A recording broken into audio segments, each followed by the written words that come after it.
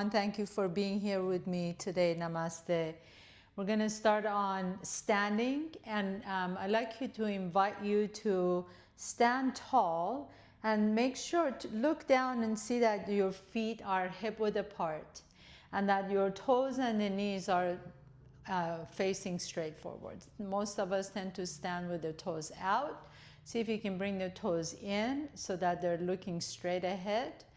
And then we're going to systematically walk through the body. So I want you to pick up all 10 toes off the ground, spread them wide as if you're a duck, and then place them back down on the floor. So that really gives you a nice grounded stand.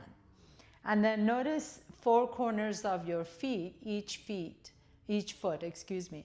And can you ground down through the bottom of all four corners? So not leaning out or in, but really standing straight, and imagine you have roots at the bottom of your feet and feel the sensation, the groundedness at the bottom of your feet, touching the floor or the carpet or whatever you're standing on.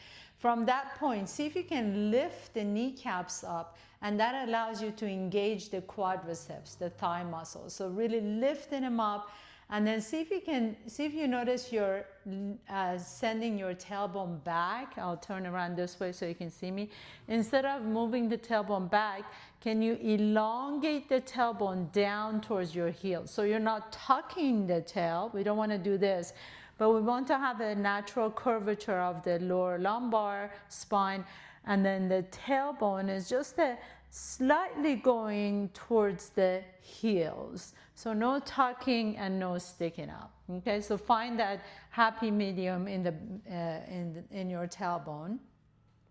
Again, for everyone that's here today, just joined us, we are going to use a block. If you have one, go ahead and grab it. If you don't, nice heavy books will do too. And then from that point on, see if you can pull the belly in and up and engage the floating ribs. So draw the ribs towards each other. And for a lot of us, we tend to walk around with the shoulders rounded forward, right? Because we're protecting our heart. So I'm going to ask you to purposefully roll the shoulders back and down your back. And notice how the minute I did that, my floating ribs became open. So at the same time, I want to keep my floating ribs in. I want to turn the shoulders back, and that gives you a sense of openness, receptiveness towards whatever. Your palms may be open in front of you, facing out. Now notice if your chin is lifted, draw the chin towards your chest, back of the neck long. So this is Tadasana, really standing strong like a mountain. It's called mountain pose. Feet are pressing strongly, four corners of the feet pressing strongly on the floor. Toes are pointing straight ahead, and your gaze can be just down in front of you, or you can find a position, a place, a dot, a spot in front of you where it's not moving. And as you stand tall, pause here for a moment. Notice the sensations. Notice this kind of sense of groundedness, and at the same time, strong, upright spine. So much of balance comes from our posture. If we're leaning in one direction or another, or forward and back, or weak, there's not a lot of energy, we tend to lose our balance. So really find that position of strength, your inner strength from your belly. You're squeezing the inner thighs towards each other. Feet are firmly pressing on the floor. And then from here, I'm going to ask you one more thing. Can you do all this, but at the same time, be relaxed? So not really tense, not shoulders up, but really relaxed, but upright, confident, proud position. Tadasana, mountain pose. So we're really going to use this whole thing throughout our practice today. Really, really important. Take a nice deep breath here, pause.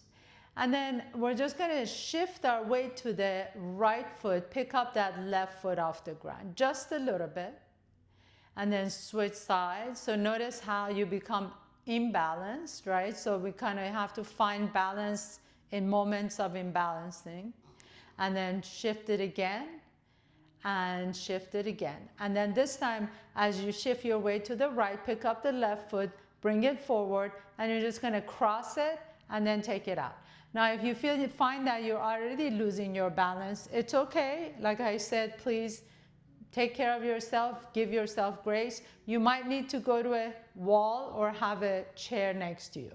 And we're just gonna swing that leg in front and stand tall, so really pressing through the bottom of that right foot. Core is engaged, pulled in and up, shoulders are soft. There's a sense of relaxation while you're moving that leg back and forth. And then place that foot back down, shift your weight over to the left, pick up that right foot, bring it forward, and same thing on this side, in and out.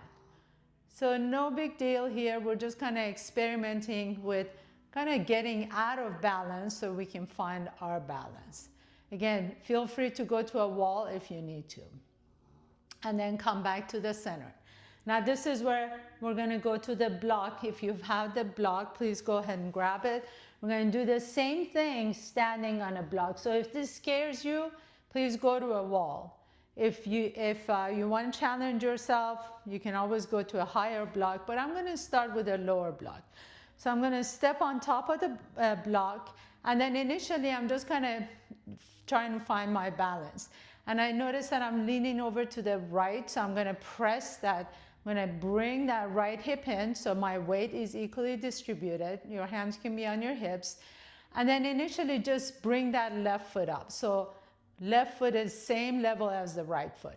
And then lower the left foot down without bending the right knee. So can you keep the right knee straight and then just lift and lower the left foot. So you're really working the stabilizer muscles in that left hip.